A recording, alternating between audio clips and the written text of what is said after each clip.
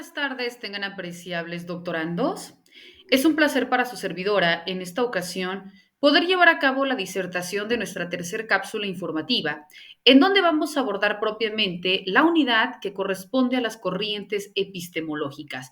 Y dentro de ellas, bueno, tal y como se señala de manera específica dentro de nuestra programación, se encuentran debidamente establecidas el positivismo lógico, el relativismo y también cómo se fueron gestando todas aquellas corrientes que se desarrollan recientemente. Pero para ello, cuando nosotros hacemos referencia a estas corrientes epistemológicas, vemos que parten desde el punto de vista acerca del mundo o de la interpretación de la realidad, ¿no? Por ello, trata específicamente de estudiar al conocimiento como un fenómeno y del por qué empezar a partir de este reconocimiento, identificar todos aquellos hechos, sucesos y acontecimientos que detonan a lo que en nuestro día a día se materializa, ¿verdad? Es decir, cómo funcionan las cosas, cómo se van gestando materialmente hablando y luego entonces cómo incide dentro de nuestra vida para luego entonces generar un conocimiento, desde aquello que aprendemos de manera inmediata hasta aquello que a través de toda la materia pues va a dotándose o enriqueciéndose de información. Por eso vemos que esto genera también corrientes que se fueron suscitando por la necesidad propia del ser humano de poder tomar un control o de poder también validar una información acerca de lo desconocido y luego entonces poder particularizarlo mediante un poder, ¿no? Mediante una identificación, pero también mediante una validación de información. Es por ello que se le acuñe esta denominación de corriente epistemológica. ¿Por qué? Porque son todas aquellas corrientes filosóficas que proceden de distintas agrupaciones de filósofos que obviamente, dependiendo de los tiempos en que se van gestando, pues poseen determinadas características comunes y también opiniones que van compartiendo a través de estas, repito, de estas corrientes o de estas formas de reconocimiento de filosofías, ¿no? Por eso también estas corrientes se establecen para poder compartir, discutir, validar o desaprobar razonamientos científicos, lógicos y métodos que en un momento dado se aplican, repito, para poder relacionar los acontecimientos con la misma humanidad y luego entonces con todo aquel contexto que lo rodea. Y por tanto, estas corrientes existen y responden dentro de una época y un espacio determinado, ya sea también por una necesidad de surgir alguna postura, alguna tesis o alguna contrariedad.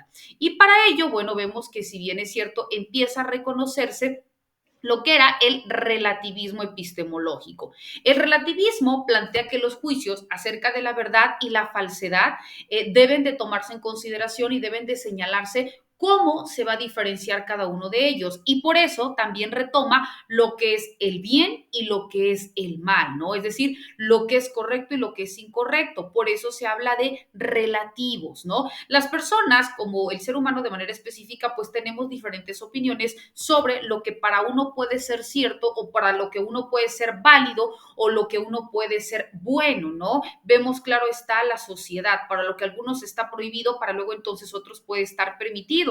Pero sin embargo, si un constructo social o si toda una colectividad o un número específico de personas dan por sentado o por manifiesto como bueno o malo, pues muy probablemente todo lo demás pues se rija a este deber ser. Entonces vemos que este relativismo epistemológico sostiene pues la tesis de que de la verdad y la falsedad son relativos, es decir, la verdad es relativa ya sea hacia una persona o hacia una cultura determinada, ya sea también a una forma de identificar elementos para poder validar una información o también, ¿no? Aquellos que pueden en un momento restarle de crédito.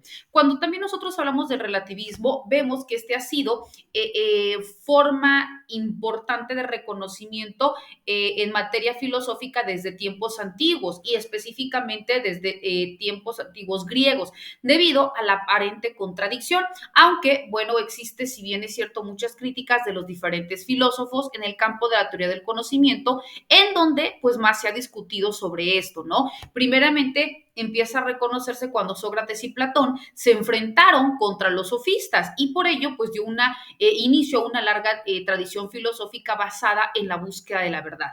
Vemos pues que en la primera década del siglo XX resurge este problema en cuanto a la búsqueda de fundamentos para el conocimiento, debido principalmente a la revolución en la física y que era producto de la aparición de la mecánica cuántica. Esta, bueno, abandonaba el deteriorismo y también tomaba en consideración la teoría de la relatividad en la que no existían el espacio y por consonancia el tiempo absoluto. Por ello, en otro ámbito, pues también vemos que se presenta una crisis en cuanto a los fundamentos, también en matemáticas, ¿no? En donde se empieza a discutir si los objetos matemáticos eran ontológicamente independientes o eran simples convenciones mentales propias a los matemáticos. Entonces vemos que esto, nada más por citar algunos ejemplos, estos sucesos, pues llevaron a replantear los fundamentos en que reposaba la ciencia. Y por ello vemos pues que no era un caso fortuito en que aparecieran en esta época o que resurgiera una necesidad en base a una actividad filosófica para tratar de hacer un replanteamiento de los fundamentos que hacen el conocimiento un conocimiento confiable, un conocimiento soportado. Y luego entonces surge lo que se conoce como la filosofía de las ciencias, que era más que nada una actividad filosófica que en un principio buscaba los fundamentos del conocimiento científico, pero que posteriormente pues desencadenó una serie de reflexiones sobre la naturaleza del conocimiento como tal. Entonces ahí vemos pues cómo se está planteando este relativismo, porque lo que en un momento dado era como posible o poco probable una validación, luego entonces a partir del empleo de las ciencias reconoce, dota la certeza o todo lo contrario, ¿no? Resta estos créditos, pero también soportando a través de una validación de información. Sin embargo, vemos que en la segunda mitad del siglo XX las tesis de varios autores, entre ellos Thomas Kuhn, Norbert Hanson, Paul Feyerabend y demás señalaron propiamente la diferencia de la tradición, ¿no? Que era lo de las ciencias o ciencia y que también esta pues no tiene que tener un carácter acumulativo, ya que al estudiar la historia de las ciencias pues se observa que no hay un aumento necesariamente continuo y progresivo dentro de un desarrollo científico, sino más bien cuando algo ya ha sido sometido a validación, pues luego entonces puede ir retomando o robusteciéndose por todos aquellos elementos que en un momento dado van a asegurar o van a continuar dotando de esa información, pero no por el contrario van a desacreditarlo. Al respecto, Thomas Kuhn, ¿no? En una de las obras que establece específicamente la estructura de las revoluciones científicas, señala propiamente que dentro del desarrollo científico existen lo que se conoce como saltos o como discontinuidades a los que los llaman en un momento paradigmas, ¿no? Es decir, algunos puntos de vista que pueden ser contrapuestos o que pueden ser en un momento objeto de confrontación. ¿Por qué? Porque ahí señalan los criterios de evolución, como ya citábamos, ¿no? No son absolutos, sino más bien tienden a una constante evolución para validación o en su defecto para que siga enriqueciéndose de toda esta acumulación de información. Sin embargo, vemos que la racionalidad universal define propiamente el realismo, que no es tan evidente y se mira como una perspectiva y que puede detonar en un problema. ¿Por qué? Porque tienen presupuestos metafísicos que podrían ser implausibles a los que en un momento dado se tiene dentro del reconocimiento del relativismo. Y por ello afirman que para que puedan validar esta definición o esta afirmación, se tienen que utilizar forzosamente argumentos filosóficos, pero con base en resultados sobre el conocimiento, es decir, sobre algo que ya haya sido objeto de debate, de análisis y de justificación, pero también robusteciendo, retomando con la evolución que han producido a través de las ciencias naturales. Es decir, toma una postura naturalista sobre el conocimiento. Vemos pues qué tan importante es cuando en un momento empiezan a dotar de validación. ¿Por qué? Porque no únicamente te dice, valido la información con la que en un principio se contaba, sino también todo esto